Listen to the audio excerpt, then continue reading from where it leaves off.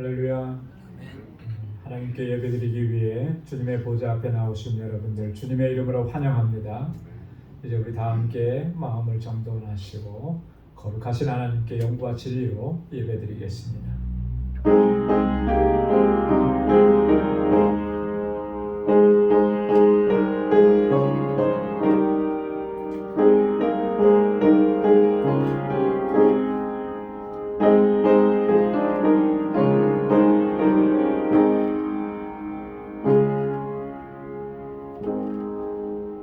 여호와는 그를 경외하는 자 곧 그의 인자하심을 바라는 자를 살피사 그들의 영혼을 사망에서 건지시며 그들이 굶주릴 때에 그들을 살리시는도다. 우리 영혼이 여호와를 바라며 그는 우리의 도움과 방패시로다. 우리 마음이 그를 즐거워하며 우리가 그의 성호를 의지하였기 때문이로다. 여호와여, 우리가 주께 바라는 대로 주의 인자하심을 우리에게 베푸소서. 아멘. 은혜가 풍성하신 여호와 하나님 아버지, 오늘도 주님의 거룩하신 보좌 앞으로 저희들을 불러주시고 이렇게 우리 마음을 다하여 하나님을 예배케 하심을 감사합니다. 성의로 지난 3일 동안도 저희들에게 은혜를 베푸시고 주의 능력으로 우리를 붙잡아 주시고 믿음으로 살아갈 수 있게 하시며 하나님의 뜻대로 행할 수 있도록 우리 인도해 주심에 감사합니다. 모든 것이 하나님의 은혜입니다. 이 시간 우리의 마음을 다하고 힘을 다하여 주님을 찬양하고 주님께 영광 돌리는 우리의 심령이 되도록 인도하여 주옵소서. 여전히 우리 안에 있는 더럽고 추하고 악한 이 육신의 정욕들 주님 앞에 내려놓사오니 주의 보혈로 씻어주시고 우리를 다시 거룩하게 하셔서 오늘 이 예배가 하나님께서 기뻐 받으시는 사한 제사가 되도록 주님 역사하시고 인도하여 주옵소서. 감사하옵고 예수님의 이름으로 기원하옵나이다. 아멘.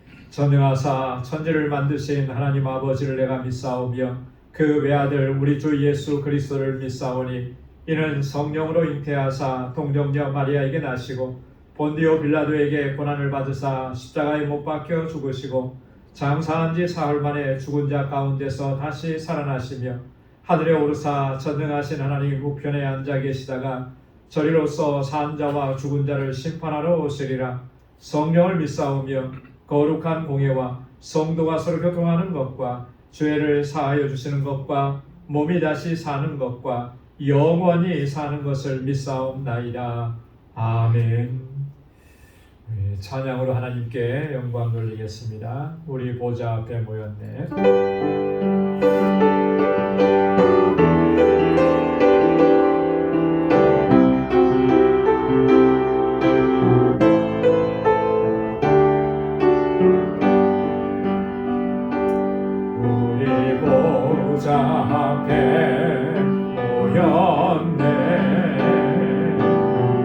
함께 주를 찬양하며 하나님의 사랑 그 아들 주셨네. 그의 피로 우리 구원받았네. 십자가에서 쏟으신 그 사랑 강같이 온 땅에 흘러 각 나라와 족속 백성 만원에서 구원받고 주 경배드리네. 구원하시니 보좌에 앉으신 우리 하나님과 어린 양께 있도다. 구원하시니 보좌에 앉으신 우리 하나님과 어린 양께 있도다. 우리 보좌 앞에 모였네. 함께 주를 찬양하며 하나님의 사랑 그 아들 주셨네. 그의 피로 우리 구원받았네. 쏟으신 그 사랑 강같이 온 땅에 흘러 각 나라와 족속 백성 방언에서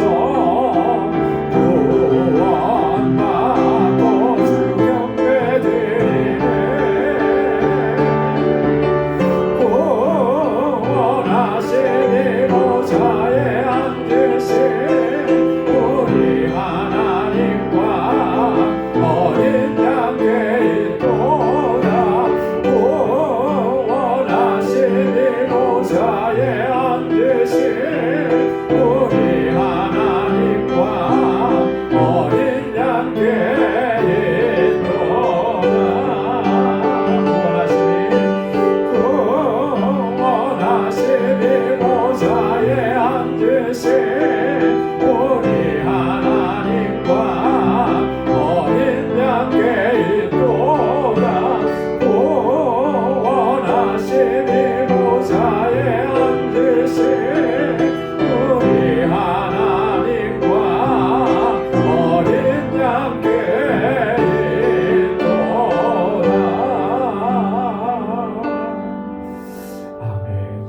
하나님과 어린 양께 영광의 찬양을 올려드립니다. 목마른 내 영혼 주가 이미 연약하며 힘차게 박수하면서 찬양하겠습니다.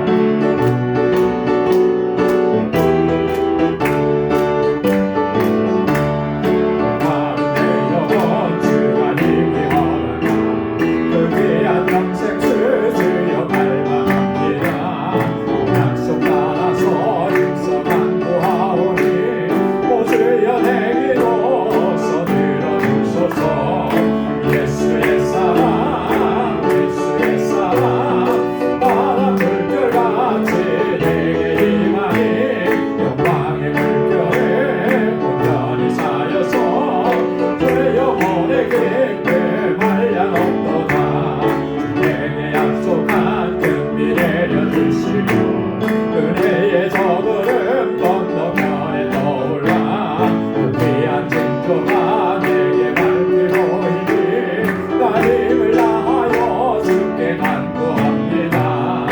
예수의 사랑 예수의 사랑 바다 물결같이 내게 임하니 영광의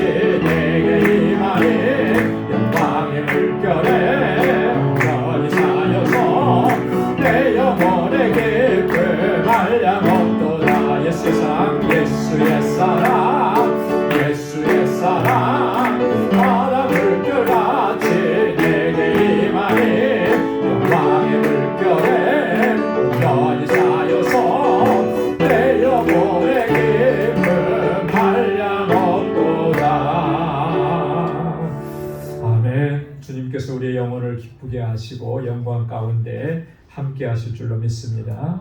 내 주 되신 주를 참 사랑하고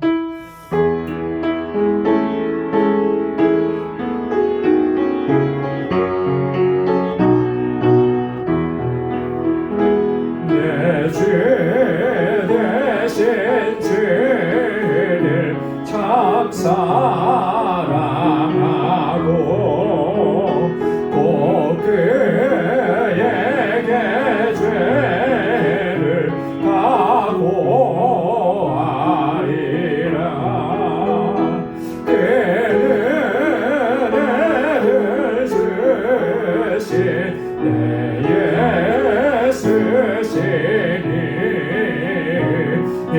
이전보다 더욱 사랑합니다.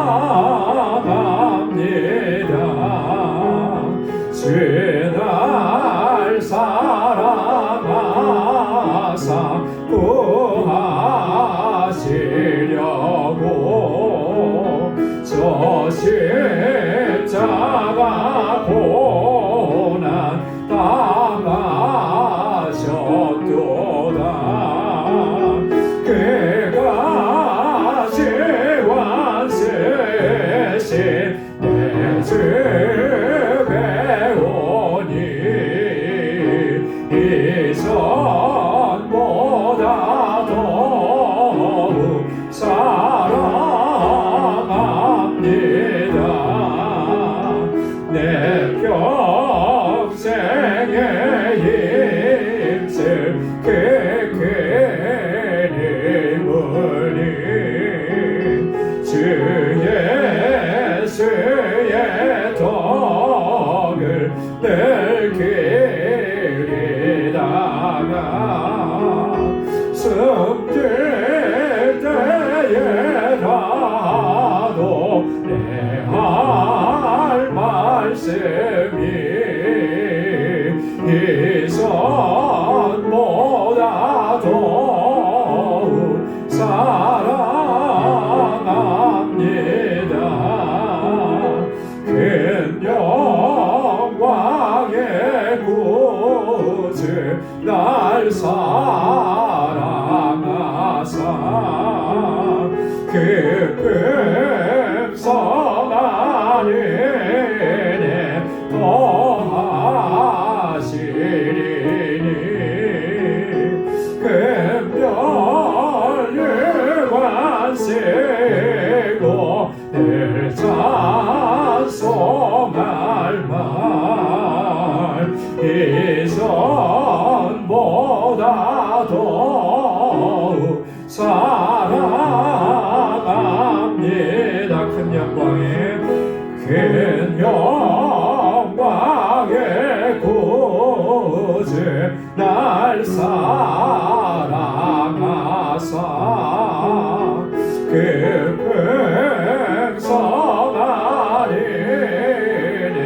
더하시리니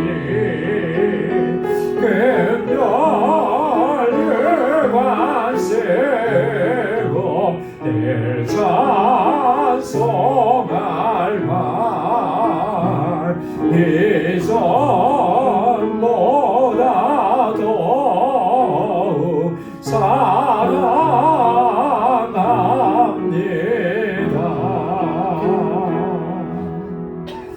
아멘. 우리 이 시간 다 같이 통성으로 함께 기도하겠습니다. 먼저 교회를 위해서 기도해 주시고 교회에 세워주신 주의 종들을 위해서 기도해 주시기 바랍니다. 또 두 번째로는 우리 주일학교와 유스그룹 EM을 위해서 우리 교사들과 또 우리 목회자 청빙을 위해서 좋은 목사님 속히 보내어 주시도록 기도해 주시고, 세 번째로는 우리 선교지를 위해서 알라메다 광주교회, 그리고 6월달에 또 7월 초에 있을 우리 알라메다 광주교회 단기 선교를 위해서 함께 기도해 주시기 바랍니다. 그리고 네 번째로는 우리 환우들을 위해서, 우리 교우들을 위해서, 우리 지체들의 아픔과 고통 하나님께서 만져주시도록, 회복시켜주시도록 우리 함께 기도하고, 우리 조국 대한민국과 이 땅을 위해서 같이 기도해 주시고, 또 마지막으로 우리 개인 기도 제목 이 시간 하나님 앞에 통성으로 아뢰겠습니다. 다 같이 기도하겠습니다. 거룩하신 아버지 하나님 감사합니다. 아버지 하나님 이 저녁 저희들을 사랑하시사 아버지 앞으로 다시금 불러주시고 주님의 성원을 찬양하며 하나님께 영광 돌리게 하시며 이 시간 저희들의 마음과 뜻을 같이하여 하나님 앞에 기도할 수 있도록 은혜 주심을 감사합니다. 오 하나님 아버지 우리를 정결하게 하시며 아버지 하나님 주님을 간절히 사모하고 갈망하며 주님 앞에 나아오는 저희들 되게 하여 주시옵소서. 아버지 내 삶 가운데 늘 함께 하시고 은혜 베풀어 주시고 능력의 장중에 붙들어 주심을 감사합니다. 아버지 늘 감사함으로 주님 앞에 나아가고 찬송함으로 주님의 구경에 들어가는 저희들이 되게 하여 주시옵소서.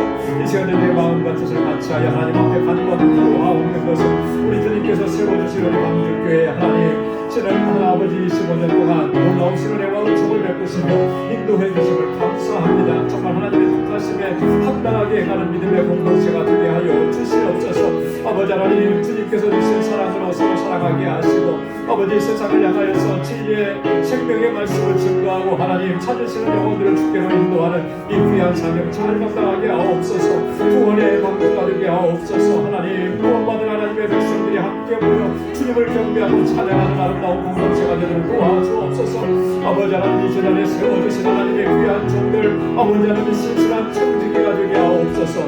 맡은 자들에게 구하는 충성이라고 하셨사오니 우리의 마음을 다하고 뜻을 다하고 힘을 다하고 헌신하고 충성하며 내게 맡겨주신 직분과 사명을 잘 감당하게 하여 주옵소서. 감당하신 능력을 허락하여 주시고 우리의 믿음을 더욱 견고하게 붙들어 주옵소서. 하나님 아버지 하나님 이곳을 자라나는 우리 자녀들을 위해서 기도합니다.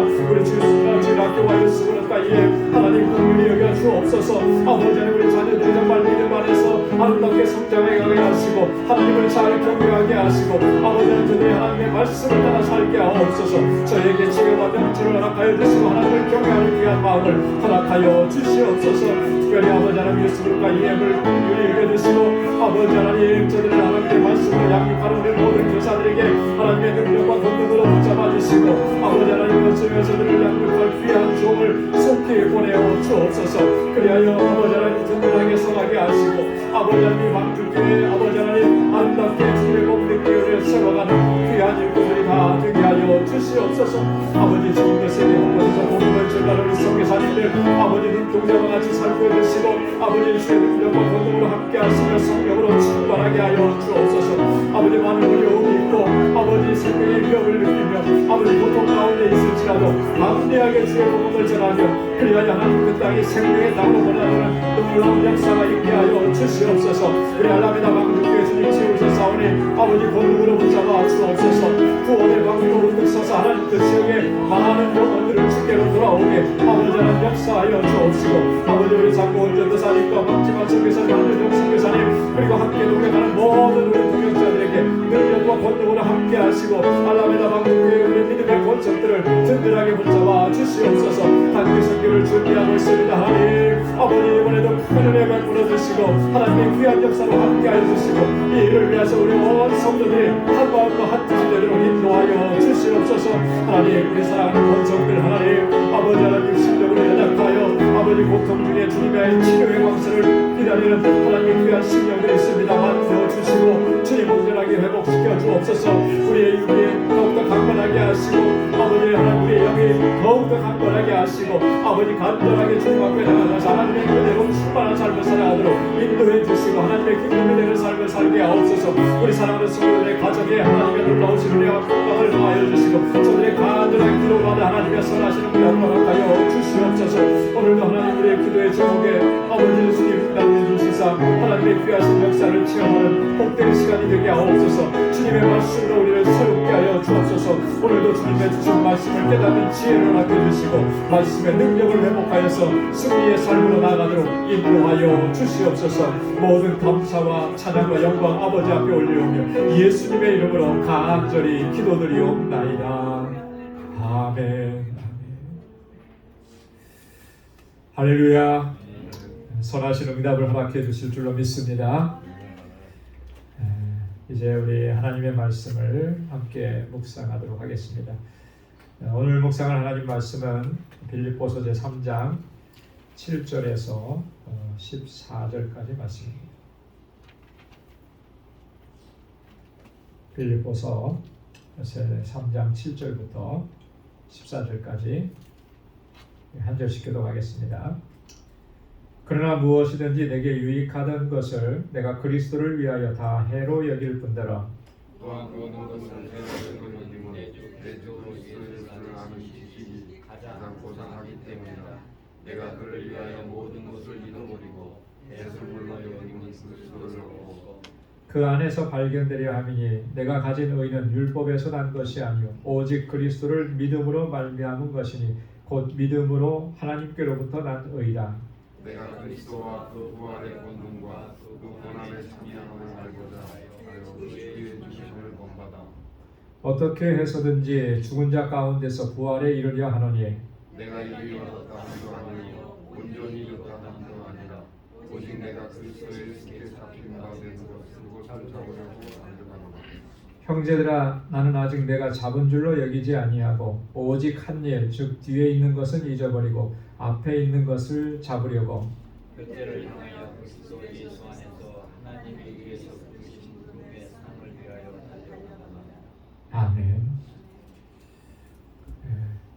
우리 지난주에 9절까지 말씀을 묵상하려고 하다가 다 이제 저희가 마치지를 못했습니다. 그래서 7절부터 우리 다시 말씀을 보게 되는데요. 7절부터 9절까지는 바울이 가장 고상한 지식에 대해서 이야기합니다. 예수 그리스도를 아는 지식이 가장 고상하다. 그렇게 고백을 하는 거죠. 우리가 세상에 살면서 뭐 여러 가지 배우고 익힙니다. 그래서 그 배우고 익힌 것들이 우리의 삶 속에 유익을 주는 것들이 참 많죠. 그래서 배우죠. 많이 배우는 겁니다. 배우지 않으면 그것이 가져다 주는 유익을 그만큼 누릴 수가 없습니다. 우리가 배운 만큼 또 배워서 아는 만큼 그만큼 그것을 누리게 되는 거예요. 그래서 어떤 분이 그런 얘기 했죠. 아는 만큼 보인다 그러잖아요. 그죠? 아는 만큼 보이는 거예요. 모르면 안 보이는 거죠. 근데 그 알미라고 하는 것이 배움을 통해서 나오게 되는 건데 가장 그 고상한 그 배움, 암, 지식 그건 뭐냐? 바울의 고백에 의하면 예수 그리스도를 아는 지식이다. 그리고 10절부터 14절까지는 바울의 그 어떻게 보면 현재적인 신앙 고백입니다. 나는 표대를 향해서 달려간다라고 하는 거예요. 바울이 지금 이때 지금 상황은요, 그 로마 감옥에 갇혀 있는 그런 상황이라고 했고, 바울의 일생에 있어서 거의 이제 좀 마지막 지점에 서 있는 거예요. 물론 바울이 그때 당시가 뭐 내가 마지막에 가까워서 서 있다 뭐 이렇게 생각을 하지는 않았겠지만 바울의 생애를 보면 지금 이제 거의 그 인생의 마지막 지점에 와 있는 거예요. 그럼에도 불구하고 내가 다 이루었다 얘기하지 않고 나는 여전히 어떻게 한다는 거예요? 표대를 향해서 달려간다라고 고백하는 거죠. 이런 바울의 고백을 통해서 우리가 많은 것을 배우고 또 깨닫게 된다라고 하는 것입니다. 자, 그러면 우리 7절 말씀부터 한번 보겠습니다. 그러나 무엇이든지 내게 유익하던 것을 내가 그리스도를 위하여 다 해로 여길 뿐더러 내게 유익하던 것을 그리스도를 위해서 다 해로 여긴다. 굉장히 그 역설적인 표현이잖아요. 유익하던 것이 해가 된다라고 하는 거예요. 내게 유익을 주는 건데 그게 어떻게 해가 되느냐? 육적인 삶에 있어서 내게 유익을 주던 것들은 그리스도를 위해서는 다 해가 된다라고 하는 거예요. 해도 여긴다. 자, 여기서 말하는 내게 유익하던 것들, 이거 뭘 얘기하는 걸까요? 우리가 지난주에 살펴봤지만 앞부분에서 바울이 언급했던 내용들이죠. 4절과 5절 말씀을 보면 당시에 그 손할례당들이 자기들을 자랑하는 것들이 있었어요. 그죠? 내가 할례를 받은 거 자랑하고 또 내가 그 선민인 거 자랑하고 내가 유대인인 거 자랑하고 뭐 전통이 있는 거 자랑하고 그들이 이렇게 육적인 것들을 많이 자랑을 했는데 그렇게 자랑하려고 치면 나는 너희보다 더하면 더했지 덜하지 않다. 바울이 그런 거 얘기했잖아요. 그죠? 나는 8일 태어난 지 8일 만에 할례를 받았고 나는 정말 이스라엘 사람, 이스라엘 족속이고 바리새인 중에 내가 바리새인이고 바리새인이라고 하는 말 자체가 당시에는 그 차타가 공인하는 그 종교적으로 일대 종교적으로 정말 그 뭐라 그럴까요? 그 권위자들이고 아주 특권적인 위치에 있는 그런 사람들입니다. 그 당시의 바리새인들은 소수였기 때문에. 그런데 바리새인 중에 바리새인이래요. 자랑하려고 치면은 엄청나게 많죠. 그들보다 더하죠. 그리고 그가 이렇게 언급했던 이 모든 것들은 사실 인간적인 측면에서 보면 바울에게 굉장한 그런 특권들을 가져다 준 것들입니다. 그렇죠? 당시에 바리새인이라 그러면 사람들이 어떻게 대했겠습니까? 정말 존중하고 존경하고 그랬잖아요. 모든 그런 영광들을 다 누리는 그런 위치에 있었다라고 하는 것이죠. 그러니까 여기서 내게 유익하던 것들이라고 하는 그런 의미입니다. 나에게 어떤 영예를 가져다주고 내게 특권을 가져다주고 뭐 그랬던 것들, 자 그런 것들을 다 내가 그리스도를 위해서 해로 여긴다. 여러분 해로 여기는 것은 다른 말로 얘기하면 뭐죠? 그게 나한테 해롭다. 그거는 다른 말로 얘기하면 방해가 된다 그런 거예요. 그죠? 방해가 된다. 건강에 해로운 음식이다. 그러면 그건 뭐예요? 내 건강에, 내 건강한 삶에 방해가 된다라고 하는 거죠. 여러분 이렇게 방해가 되는 것들을 그걸 계속 품고 간다라고 하는 것처럼 어리석은 일은 없죠. 해가 되고 방해가 되는 건 어떻게 해야 됩니까? 당장에 버려야 되는 거죠. 그거 버리지 않으면 심각한 문제가 발생을 하게 되는 거예요. 바울이 지금 그리스도를 위해서 이게 해로 여긴다라고 하는 것은 내가 그리스도 주님과 교제하고 주님과 함께하고 주님께서 내게 맡겨주신 사명을 감당하는 것을 이게 방해한다는 거예요. 방해. 여러분 우리가 육적으로 자랑하는 것들은요 그렇습니다. 내가 예수 믿고 구원의 은혜에 감격해서 살아간다고 하면서도 내가 육적인 것들을 자랑하고 그걸 영광스럽게 생각한다면 그거는 그리스도 우리 주님과의 교제를 방해하는 것들이에요. 그것에 걸려서 우리가 주님께로 더 가까이 나아가지 못하는 것이죠. 목회를 하면서도 어떤 감투를 쓰려고 막 바둥바둥하고 그런 경우들 많거든요. 보면은 단체장이 되려고 얼마나 애를 쓰죠. 한국에서는 한때 참 부끄러운 역사인데 교단의 총회장이 되려고 선거운동, 세상에 그 정치인들이 선거운동하는 것처럼 그렇게 선거운동하고 운동하는 것까지는 좋아요. 근데 거기에 금품을 살포하고 그래서 뭐 총회장이 되는데 뭐 얼마를 썼느니 본인 돈으로 썼겠습니까? 그거 교회 재정으로 썼겠죠. 교인들이 어떻게 헌금한 건데 본인이 총회장 하려고. 여러분 이런 거에 이렇게 매이게 되면 그런 어떤 육적인 영광을 차지하려고 그렇게 하다 보면 주님과의 교제에서 점점 멀어지는 거예요. 그거는 주님과의 교제를 방해하는 것들입니다. 여러분 우리도 그런 면들이 있지 않는지 우리가 우리 자신을 늘 살펴야 할 줄로 믿습니다. 바울은 지금 그리스도를 위해서 다 해로 여긴다고 했는데 과연 나는 어떤가? 우리는 어떤가? 라고 하는 거죠. 정말 그리스도를 위해서 다 해로 여기고 정말 바울이 버렸던 것처럼 나는 뭘 버렸나? 나는 어떻게 그걸 버렸나? 예수님께서 그렇게 말씀을 하셨습니다. 부모나 자식을 나보다 더 사랑하는 자는 어떻다 그랬습니까? 내게 합당치 아니하고. 부모나 자식을 주님보다 더 사랑하는 것, 세상에 있는 어떤 물질, 어떤 것이든지 간에 주님보다 더 사랑하는 것이 있으면 주님께 합당하지 않다는 거예요. 주님과의 교제의 걸림돌이라는 거죠. 해가 된다라고 하는 것이죠. 여러분 첫째, 주님을 사랑하는 것입니다. 마음을 다해서 뜻을 다해서 주님을 섬기는 것입니다. 그것에 방해가 되는 것이 있다면 그걸 더 이상 주장하면 안 되는 거예요. 그렇게 하지 않으면 우리는 주님께로 더 가까이 나아갈 수가 없는 거예요. 사도 바울이 이렇게 끝까지 하나님 앞에 귀하게 쓰임 받을 수 있었던 것은 그의 삶에 이런 모습이 있었기 때문에 그런 것입니다. 그래서 오늘 사도 바울의 이 선포는 우리에게 엄청난 그런 도전을 주는 거예요. 도전을 주는. 우리는 여전히 붙잡고 있는 게 많거든요. 그죠? 여전히 우리가 명예롭게 생각하는 것들이 많거든요. 이거 놓치면 내가 초라해진다라고 생각하는, 그러면서 끝까지 붙잡고 있는 것들이 너무 많단 말이죠. 네. 여러분, 주님과의 교제 안에서 그런 것들이 나에게 해가 되는구나. 주님과의 교제에 이게 해가 되는구나.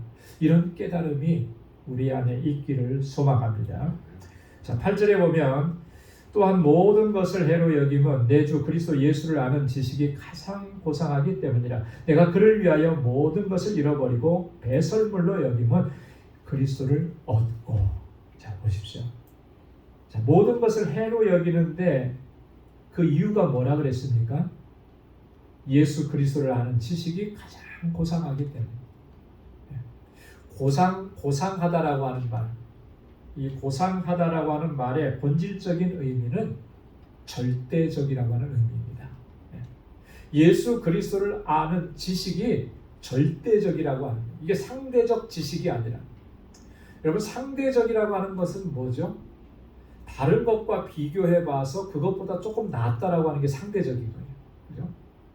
세상에서의 지식이라고 하는 것들은 그런 겁니다. 상대적 지식입니다. 여러분, 박사,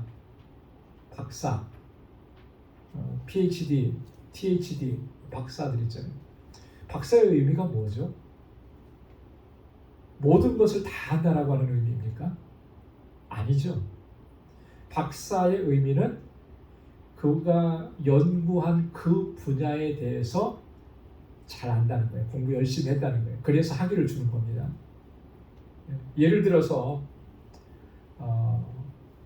의학 박사, 이분한테 박사니까 공학적인 것들, 과학적인 것들, 이런 거를 물어보면 다 대답해 줄 수 있을까요? 의학적 지식에 대해서는 다 얘기해 줄 수 있겠지만 공학적 지식에 대해서는 못 해주는 거예요. 그건 모르는 거예요. 그렇기 때문에 세상의 지식은 상대적인 것입니다. 상대적인. 그러나 예수 그리스도를 아는 지식은 절대적인 거예요. 절대적. 그 어떤 것과도 비교할 수가 없는, 그게 바로 고상함이라고 하는 말의 의미라고 하는 것이죠. 여러분, 예수 그리스도를 아는 지식이 가장 고상하고 절대적인 것이기 때문에 우리는 뭘 힘써야 되겠습니까? 주님을 알아가길 힘써야 되는 거죠. 그죠? 세상에서 우리가 뭔가를 정말 제대로 알려고 하고 그 분야의 전문가가 되려고 하면 얼마나 많이 연구하고 공부하고, 그죠? 노력을 해야 됩니까? 그렇게 해서 이제 전문가가 되는 건데, 최소한 우리가 예수 믿는 사람이잖아요. 예수를 얼마나 오랫동안 믿어왔습니까? 평생을 예수 믿고 살아왔잖아요. 근데 우리가 예수님에 대해서 모른다. 이게 말이 안 되는 거잖아요. 그죠? 뭐 전문가 수준의 뭐 전부 다 알 수는 없겠지만, 그래도 우리가 입을 열어서 예수님이 어떤 분이시다, 예수님이 나에게 어떤 역사를 이루셨고 예수님은 세상을 어떻게 구원하시느냐, 이거를 담대하게 외칠 수 있어야 되잖아요. 그렇기 때문에 우리가 예수 그리스도를 더 깊이 알도록 늘 힘써야 하는 것입니다. 근데 여기서 안다라고 하는 것은요, 그냥 공부 많이 해서 신학교 가서 열심히 공부하고 그리스도론, 기독론, 예수님에 관한 그런 조직 신학을 기독론이라 그러는데, 뭐 그렇게 해서 알라고 하는 그런 의미는 아니에요. 경험적으로 알라고 하는. 그래서 성경에서 이 지식, 안다라고 하는 것은 경험적 지식을 얘기하는 것입니다. 내가 예수님을 체험하는 거죠. 어떻게 체험할 수 있겠습니까? 기도 많이 하면 예수님을 체험할 수 있습니까? 물론 우리가 기도 많이 해서 예수님께서 들려주시는 그런 환상과 이런 것들을 볼 수는 있겠죠. 그걸 부정하는 건 아닙니다. 그러나 보편적인 그리고 일반적으로 우리에게 주어진 그런 방법이 있어요. 그건 뭐냐면 하나님의 말씀에 순종하는 거예요. 예수님의 말씀에 순종하는 것입니다. 얼마만큼 예수님의 말씀에 순종했느냐에 따라서 그 사람이 예수 그리스도를 알고 경험하고 체험하는 것이 결정이 돼요. 여러분 순종하지 않으면 말씀에 순종하지 않으면 절대로 예수님을 경험할 수가 없어요. 예수님은 주님의 말씀에 순종하는 그 사람에게 자신이 어떤 분이신지를 능력으로 보여주는 것입니다. 내가 너희를 사랑한 것 같이 너희도 서로 사랑하라. 그거는요, 들어서는 알죠. 그러나 그 예수님의 사랑이 내 마음속에, 내 심령 속에, 내 삶에서 역사에서 내가 예수님처럼 사랑의 사람으로 되는 것은 순종하지 않으면 안 되는 거예요. 그렇게 순종해서 주님의 사랑을 체험하고, 그죠? 그렇게 순종해서 주님의 능력을 체험하는 그런 지식을 이야기하는 것입니다. 그 지식이 가장 고상하다. 그래서 내가 모든 것을 다 잃어버리고 배설물로 여긴다. 지난주에도 잠깐 얘기했습니다. 이 배설물이라고 하는 말의 의미가 뭐라고 그랬죠? 음식을 다 먹고 난 찌꺼기들 버리는 거, 잔반 처리하는 거, 그걸 배설물이라고 표현한다고 그랬잖아요. 네. 그거 다시 주워다 먹습니까? 못 먹죠. 네. 저 군대에 있을 때 이렇게 그 밥 먹고 나오면 그 뭐라 그러죠? 그 짬밥이라고. 네. 그러면 이제 드럼통 같은 데다가 며칠씩 모아요. 네. 한 드럼 차면 그걸 가지고 이제 민가로 내려갑니다. 민가에 돼지 키우는 집에다가 그걸 줍니다. 네. 그러면 돼지 키우는 분은 너무 좋죠. 돼지들 먹기 좋게. 그럼 연말이 되면은 돼지 2마리를 올려보내줘요. 고맙다고. 그러면 그거 가지고 이제 연말에 돼지 잡아가지고 이제 파티하고 막 그렇게 했던 그런 기억이 있어요. 돼지가 먹는 음식이지 사람이 못 먹는 거죠. 배설물이라고 하는 그런 거예요. 다른 걸 다 그렇게 여겼다는 거죠. 그렇게 한 이유, 목적, 왜 그렇게 했느냐? 그 첫 번째가 내가 그리스도를 얻고 그랬습니다. 그리스도를 얻기 위해서, 그리스도와 함께하기 위해서. 여러분, 자, 이 말씀을 보면 명확한 원리 하나가 나오잖아요. 그죠? 네. 우리가 그렇게 자랑스럽게 여겼던 그 모든 것들을 해로 여기고 잃어버리지 않고 배설물로 여기지 않으면 우리는 결코 그리스도를 얻을 수 없다라고 하는 거예요. 아무리 우리가 뭐 100번, 1000번 양보한다 할지라도 이런 세상적인 그런 욕망이나 야망들을 내려놓지 않으면 결코 그리스도를 얻을 수 없다라고 해요. 두 번째로 뭐라 그랬냐면 9절에 보니까 그 안에서 발견되려 함이니, 주님 안에서 발견될 수 있으려면, 그죠? 그런 우리가 그동안에 자랑했던 그 모든 것들은 내려놔야 되는 거예요. 배설물처럼 여겨야 돼요. 여기서 주님 안에서 발견된다라고 하는 그 말의 의미는 뭐냐면 이런 의미입니다. 그리스도 예수께서 재림하실 때에 그때 내가 재림주 앞에 설 수 있는 거예요. 주님 앞에서 발견되는 거예요. 주님께서 나를 찾아주시는 겁니다. 그렇게 될 수 있기 위해서 내가 이 세상 모든 것들을 다 버렸다. 그렇게 바울이 고백하는 것입니다. 자, 그러면서 아주 중요한 얘기를 하나 합니다. 바울이 항상 강조했던 얘기예요. 내가 가진 의는 율법에서 난 것이 아니요 오직 그리스도를 믿음으로 말미암은 것이니 곧 믿음으로 하나님께로부터 난 의라. 내게 주신 의, 주님께서 나를 의롭다고 하셨는데 그 의는 율법에서 난 것이 아니라는 것이죠. 율법에서 난 것이 아니에요. 여러분, 율법이라고 하는 것은 결코 우리를 의롭게 하지 못합니다. 율법을 붙잡고 살면 우리가 결코 의롭다 하심을 얻을 수가 없어요. 왜 그렇습니까? 율법이 나쁜 것이라서 그럴까요? 그렇지 않아요. 그렇죠? 율법이 나쁜 것이었으면 하나님께서 주신 리가 없죠. 하나님께서 주신 것이기 때문에 율법도 선한 것입니다. 바울이 로마서에서 그렇게 얘기했어요. 근데 뭐가 불가능합니까? 율법의 기능을 우리가 보면, 율법의 역할을 보면 율법이 할 수 없는 게 있단 말이죠. 율법이 못하는 게 있어요. 그게 뭐냐면 우리를 의롭게 못하는 거예요. 왜냐하면 율법의 기능은 그게 없기 때문에. 예? 자, 율법은 정죄의 기능이라고 했습니다. 정죄의 기능. 그래서 율법은 우리로 하여금 뭘 깨닫게 한다고 그랬어요? 죄를 깨닫게 하는 거예요. 그래서 하나님의 법이잖아요. 율법은. 그 법 앞에 서면 내가 죄인인 것을 깨닫게 되는 거예요. 율법의 기능 첫 번째는 우리가 죄인임을 깨닫게 합니다. 그리고 갈라디아서 4장에서 율법은 그 두 번째 기능이 뭐라고 그랬습니까?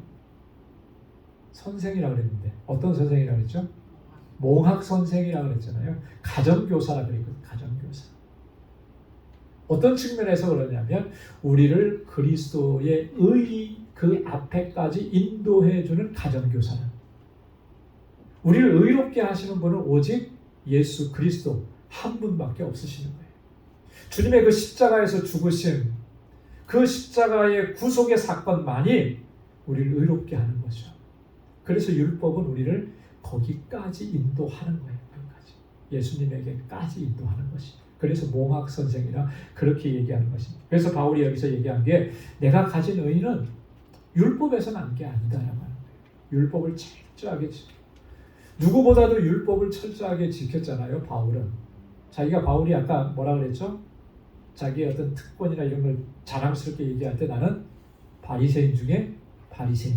여러분, 바리새인이라고 하는 말은 율법에 철저하다라고 하는 그런 의미가 담겨져 있는 거거든요. 그러니까 백성들이 그렇게 존경하고 그렇게 했죠. 근데 그게 나를 의롭게 하는 것이 아니라 오직 예수 그리스도를 믿음으로 말미암아 그 믿음으로 하나님께로부터 난 의예요. 그 믿음을 보시고 나를 의롭다고 여겨주시고, 그거를 어려운 내자로 뭐라 그랬습니까? 바울이 로마서 갈라디아서에서 계속 강조했던 이신 칭의라고 하는, 이신 칭의, 믿음으로 말미암아 의롭다고 여겨주시는 거예요.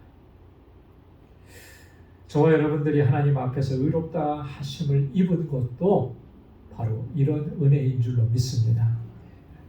사도 바울이 로마서 3장 21절 22절에서 그래서 이렇게 얘기했잖아요. 우리 한번 같이 읽어볼까요? 다 같이 시작.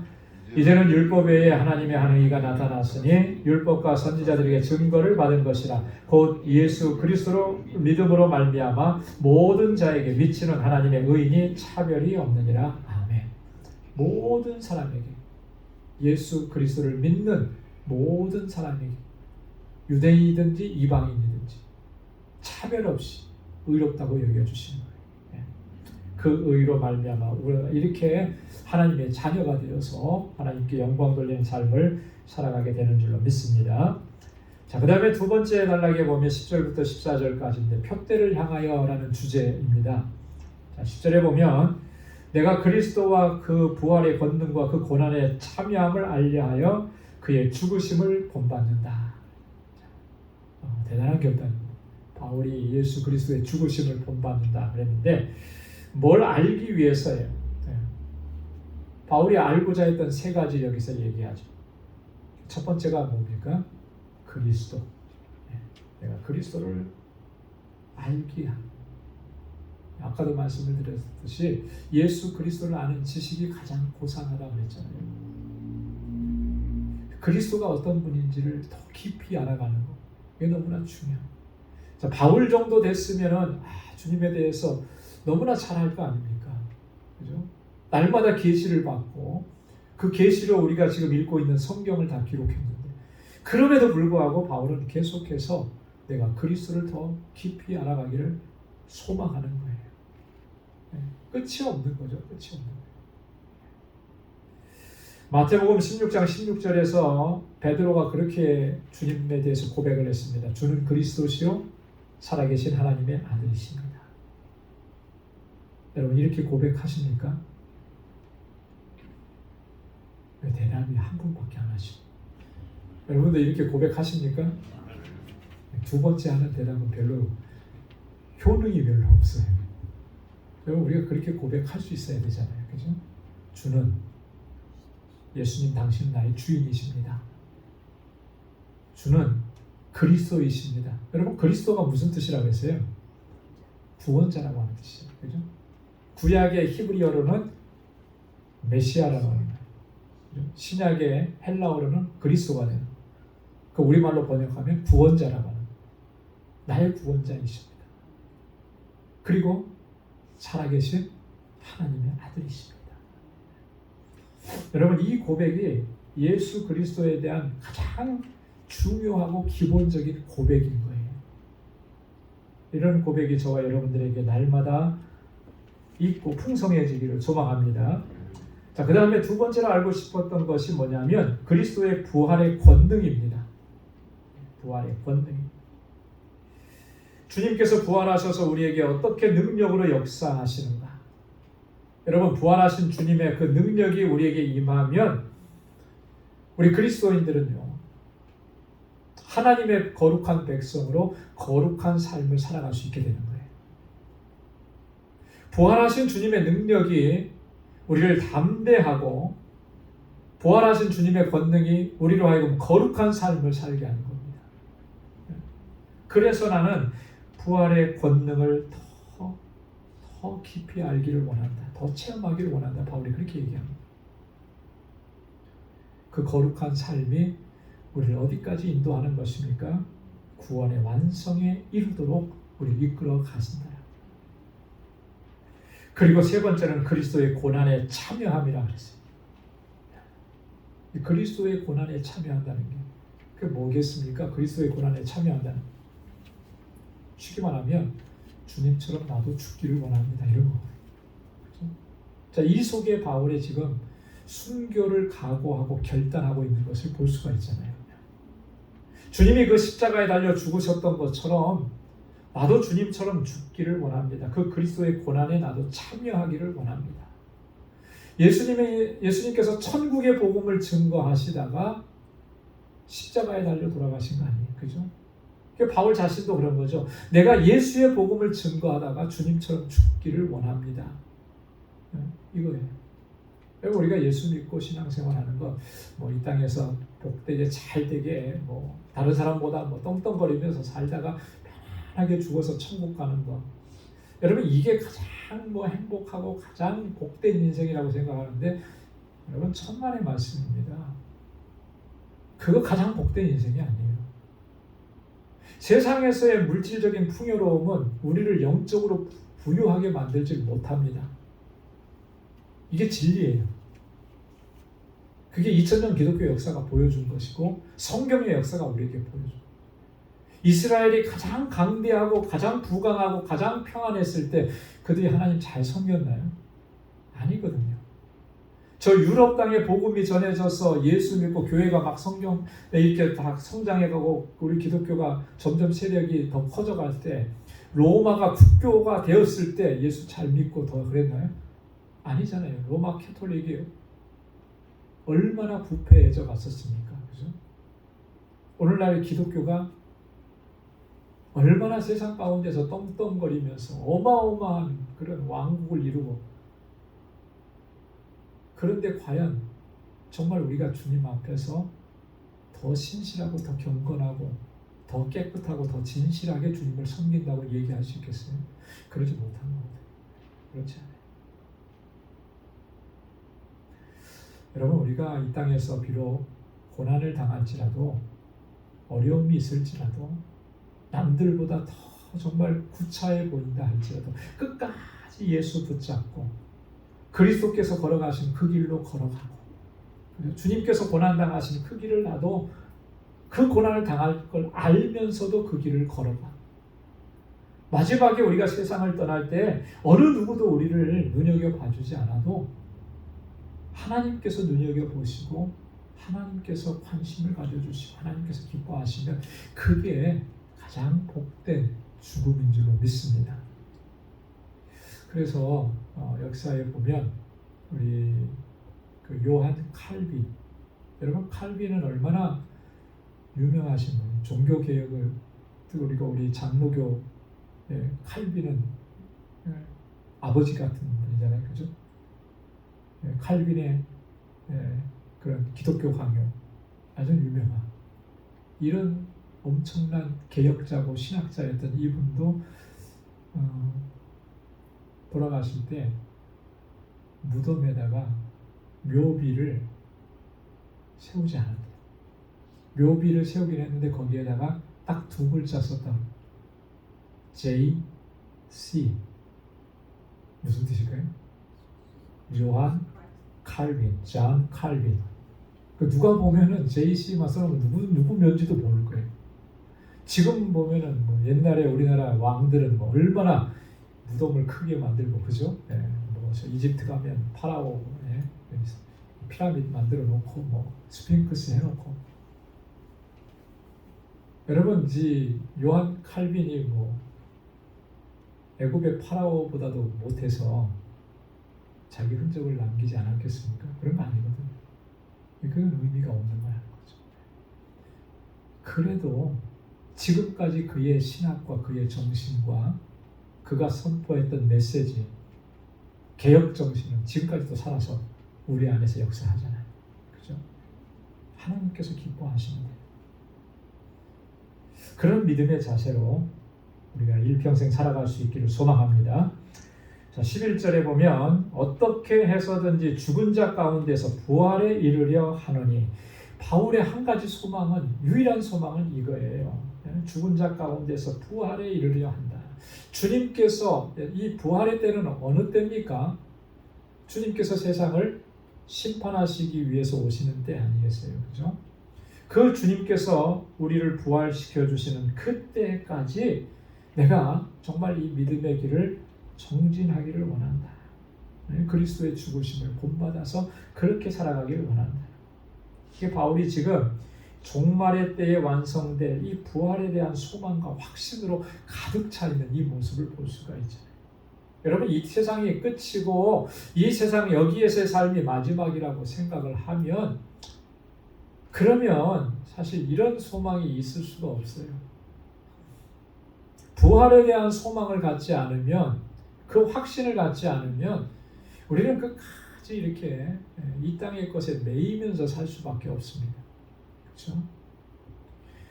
우리가 예수 믿는다고 하면서도 이 땅의 것에 매여서 산다고 하면 그것처럼 안타까운 인생이 없잖아요. 이 땅은 어떻습니까? 다 놓고 떠나갈 건데 그렇잖아요. 한때 떵떵거렸던 그런 사람들도 세월을 이길 수가 있겠습니까? 몸이 약해지는 것을 이길 수가 있겠어요? 없어요. 그런데도 끝까지 이 세상의 것들을 붙잡고 있다. 그것처럼 안타까운 게 없죠. 우리가 붙잡아야 될 것은 주님께서 이 땅에 다시 오시는 그날입니다. 재림의 날입니다. 주님께서 다시 오시는 그날에 모든 성도들은 주님이 부활하셨던 것처럼 부활하는 거예요. 할렐루야. 그거 붙잡고 살아가야 되는 거죠. 그거 붙잡고. 그 부활의 때에 이르기까지 바울이 그러잖아요. 어떻게 해서든지 죽은 자 가운데서 부활에 이르려 하노라. 이게 바울의 간절한 기대였던 것입니다. 그렇게 될 수 있기 위해서 내가 어떻게 살아야 되느냐, 어떻게 해야 하느냐. 13절과 14절은요. 그래서 그 바울의 그 어떤 결단, 신앙의 자세를 너무나 잘 보여줘. 자, 14절 말씀해 보시죠. 12절 말씀해 보면 내가 이미 얻었다 함도 아니요 온전히 이루었다 함도 아니라 오직 내가 그리스도 예수께 잡힌 바 된 그것을 잡으려고 달려가노라. 여러분 바울처럼 바울 같은 사람이라면 다 그렇게 얘기할 수 있을 것 같아요. 그죠? 아, 내가 이제 다 이루었다. 그렇지 않아요? 바울과 같이 위대한 사도인데. 근데 바울은 그렇지 않아요. 내가 얻었다 함도 아니고 이루었다 함도 아니라 나는 여전히 그리스도 예수께 잡힌 바 된 그거 잡으려고 여전히 나는 달려가고 있다라고 하는 거예요. 이 말이 무슨 의미겠습니까? 나는 아직 이 종말론적인 그리스도와의 연합, 이 구원의 완성에 나는 도달하지 못했다라고 하는 거죠. 그렇기 때문에 지금도 열심히 달려가. 이게 사실 바울만 그런 게 아니라 우리 모든 성도들이 다 그렇잖아요. 그죠? 여러분, 저와 여러분들에게 구원의 완성이 이루어졌습니까? 아니죠. 구원의 완성은 언제 이루어지는 거예요? 주님 다시 오시는 때. 그죠? 그래서 우리를 부활시키시고 그 영광의 나라로 이끌어 가시는 그때가 구원의 완성인 거예요. 그때까지는 우리는 열심히 달려가는 거죠. 오늘 바울이 그걸 얘기하는 거예요. 그리스도 예수께 잡힌 바 된 그것을 잡으려고, 그리스도 예수께 잡힌 바 된다라고 하는, 그걸 쫓아간다 그래요. 달려간다 그러잖아요. 이 달려간다라고 하는 의미는 이 헬라어 원어는 그렇대요. 사냥개가 사냥감을 쫓아가는 모습.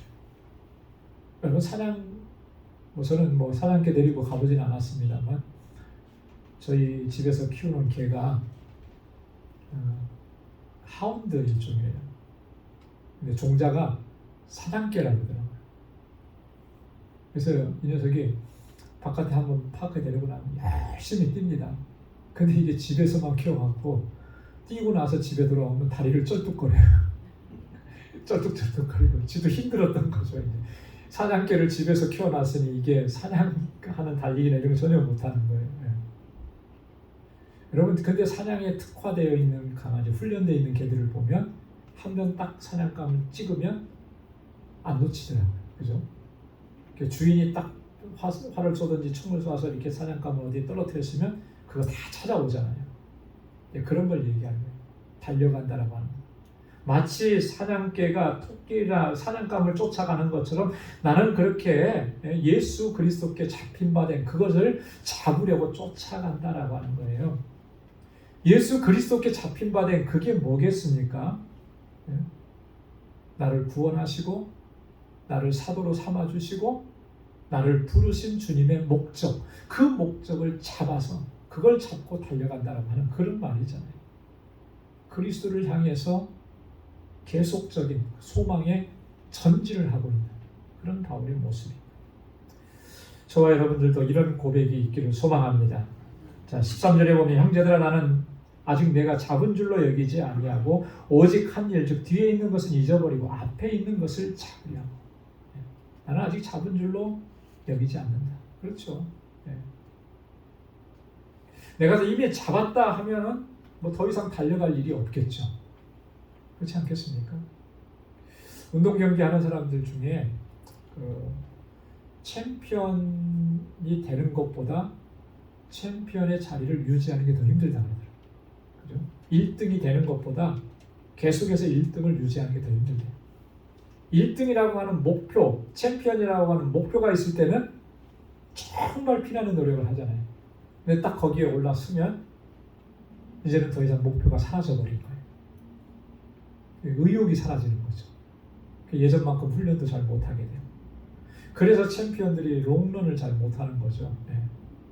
왜냐하면 옛날 같지가 않거든요. 목표한 것이 사라졌기 때문에.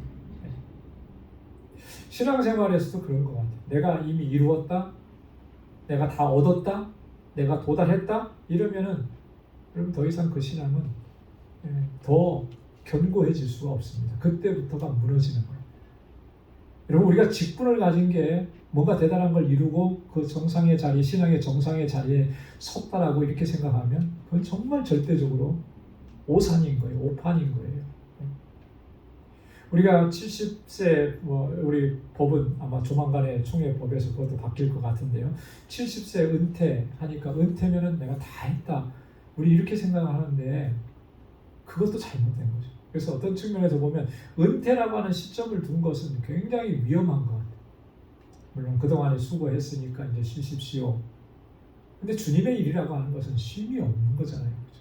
어떠한 형태로든지 어떠한 모습으로든지 끝까지 주님의 일을 감당해 나가야 되는 거죠. 내가 이 직분에서는 내가 내려왔을지라도 주님의 일을 끝까지 감당하는 거예요.